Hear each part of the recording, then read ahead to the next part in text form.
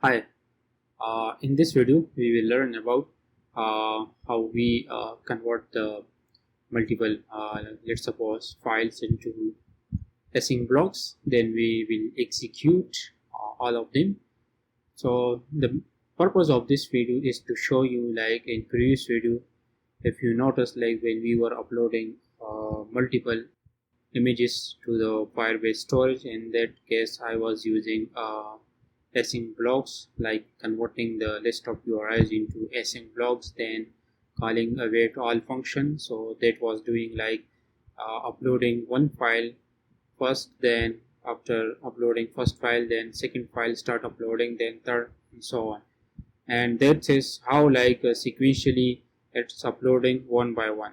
So in this video I will break it down, like how it's work, because that is like a bit of explanation to that video. If someone like did not understand very well, in this video you will get very clearly.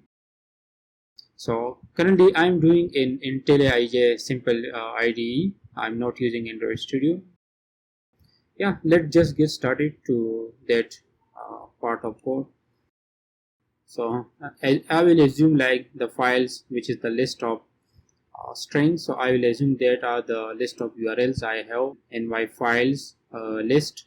So considering like we are uploading 5 different files to the storage, or any of the storage you can consider, in that case I will just do like creating another function which will call function upload files.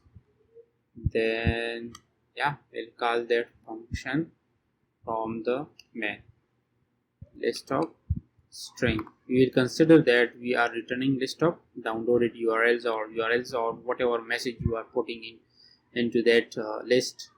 So in that case, variable URIs, downloaded URIs is equal to files map. Now I will use async. Currently it's not working right now, because when you are just calling the async block or async function, lambda function, it requires coroutine scope. So for having the coroutine scope, what I will do is I will currently, as I mentioned that we are using IntelliJ, so I will simply use run blocking. So that will give us coroutine scope. So what it actually it does, it's block the main thread and it continues the execution until it's complete. Then it continue the main thread again. Like suppose if I print ln like before uploading, and then I put there after uploading. If you see that uploading files taking much time, like maybe less time or depending on the file size, well we execute starting this program runs and start executing this function. First it will print, and as we are using run blocking, so it will block the main thread. That's mean that it will wait until it execute completely. So after it's execute completely, then it will print that line. So that's the meaning of like blocking the thread. Like it's mean like never allow the other execution after that part of code where it's blocking the thread. So once it's complete the thread, then allow the execution after coming lines of code. So yeah, that is pretty much regarding there. So now I wrote some piece of the code. So I just wrote it that because to save the time, like it will take many times to write that code. So that was the purpose. Now if you notice like the files list of strings, like as previously we assumed that these are the URLs which we will be uploading to the server. So on index 0 I assume that it will take 1 second. On index 1 is equal to, on index 1 a time 2 seconds. So on 2 index time 3 seconds. On index is equal to 3 time will take 6 seconds, and then index 4 will time will 1 second. So the 6 seconds means that file is bigger size, so that's why it's taking more time. So these are like the times divided by based on the size, like we will assume in that way. So yeah, now coming to the upload file functions, what I did is like it's actually same, just inside the run blocking I am using like map index, then we are getting index and also URI, I mean that URL the files one by one. Then in the results is equal to, I am just calling the async blocks. Inside the async I have created a duration variable where I will be putting the time as according to like this one. If you notice, like I am using when condition, so based on the index, currently on the one index I am using 2 seconds, like 2000 milliseconds is equal to 2 seconds. In 1 second we have 1000 milliseconds. So I'm using delay. So delay means like something is happening in the background, like uploading file to the server. Then on index 2 I'm using 3 seconds, like 3000 millisecond, and so on. On third index I am using 6 seconds, like 6000 millisecond, and for the else I am using 1 second, like 1000 millisecond. Like for the else, fourth and 0 will be else, come in the else condition. So that is pretty much regarding to the when condition and the duration variable, like how it works, how it is responsible. Then at the end I am using like URI plus. Plus is nothing, just concatenating a string with another string. Like if I simplify that in more way, like this one, URI then plus, it's just some sense like this. So the plus means like it is appending that other part with the URI. So basically I will be printing the title, like the URL, as we assume this will be URL. So the URL plus I am also mentioning the index took this duration time. I am dividing by 1000 because we are showing in the seconds, not in the milliseconds. And that line just return the string, like the downloaded URL.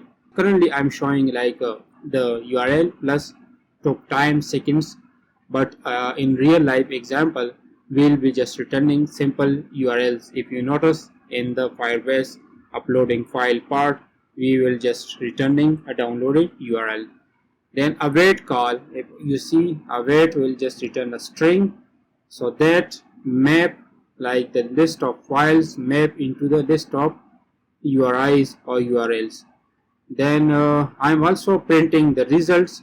If you notice in the result, it will just print that line, because at the end we are just returning a string.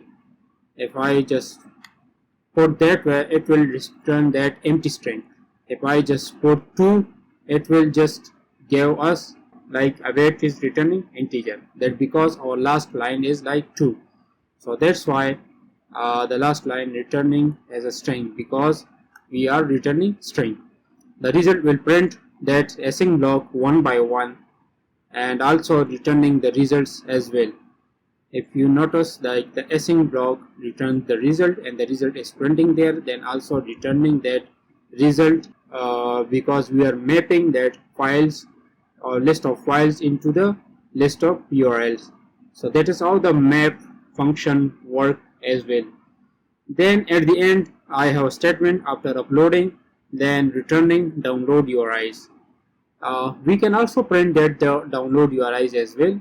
Like how about like if we ship that print statement there, and from there we are, let's just store that in variable, because we are returning list of string list for each, then print ln it.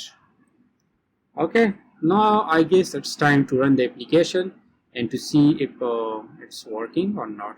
I hope it does work. We don't face any issue. I will open the log. Let's just clear that log. Before uploading, upload file 0 took 1 second, upload file 1 took 2 seconds, upload file 2 took 3 seconds, then the next one is 6 seconds. So that's why we are delaying things. Now after 6 it's take 1 second and so on. After uploading like 0, file 0, 1 second, 2 seconds, so we just like that run the for loop. If you notice like the third one, the delay, if I just put that into 10 seconds, like 10,000 milliseconds, right, and there I will use 10 seconds. If I run it again, if you notice, it will wait until it execute completely, then it will move to the next block. So that is what I meant in that way, to like sequentially it will execute one by one. Yeah, currently we are on waiting state because the delaying function is doing their work. Yeah, 10 seconds. Yeah, so that is how, like, pretty much regarding in this video. And yeah, one thing we forget is like the run blocking. So the run blocking, if you notice, first thing is before uploading, after calling run blocking, it blocks the main thread, like the thread. Then once it's complete all the operation, then call the after uploading statement. So I guess we learned in this video async blocks, sequentially execution, also run blocking, how it's working, and I guess now as we learn about sequentially, like how async block executes, how about running these duration or delaying task without using async blocks, and how it will react and how it will give us the results. For that purpose, let's just get into the coding and see. Yeah, this time I'm using launch. So basically launch will give us another coroutine scope. So every launch runs its own unique coroutine, just like async blocks is like running its own coroutine. So both actually looks like same, having its own coroutine scope. Like I will put that in the launch box code, and let's just put that print statement as well, because this time we are using different methods. I will copy that, paste that, replace duration, then again copy, paste, copy, paste, and change duration. Yes, duration this time 10,000 second. Yeah, delay. Now I think we are good to go. Now if we run the application, we will see the output in the console, like upload 0, 1 second, upload 1, file 1, 2 seconds, and upload file 3 seconds, and then upload 4, 1 seconds, and now we'll waiting for the 10-second task. Yeah, if you see that the last one is like upload file 3, like on the 4th index file, which is like a big size file, takes 10 seconds, but it's come in the last. That's because it did not execute sequentially, because we are not using async blocks. So that's, I hope with this execution or with this example, you may notice the difference between like how we are uploading files or calling multiple API calls and sequentially, and yeah, and how we get the result. Thank you for watching this video. So I guess we will see in the next video. If you did not subscribe the channel yet, please subscribe.